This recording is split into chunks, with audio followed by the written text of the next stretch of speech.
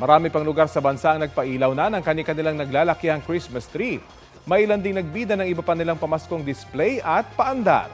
Balita hatid ni Sandy Salvacio ng GMA Regional TV.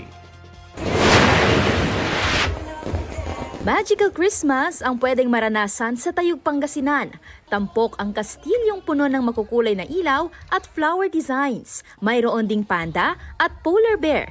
Enjoy ang mga turista at residente sa performances, fireworks display at dancing fountain.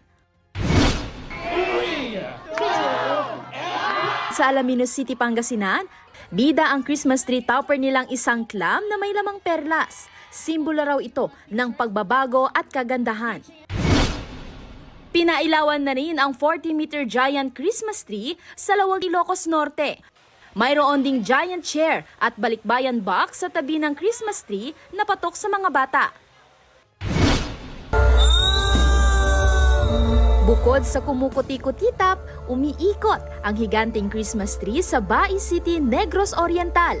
May taas itong 80 talampakan na gawa sa recyclable materials. Binuksan na rin ang dancing Christmas tree fountain ng Manjuyod, Negros Oriental. Namangha ang mga residente sa pagsayaw ng makukulay na tubig na ibinubuga ng fountain. Sa Zamboanga del Sur, ang Alapaap nagliwanag ng pailawin ang halos 100 drone na gumawa ng hugis ng snowman, snowflakes, Christmas ball at Santa hat. Sandy Salvacio ng GMA Regional TV nagbabalita para sa GMA Integrated News.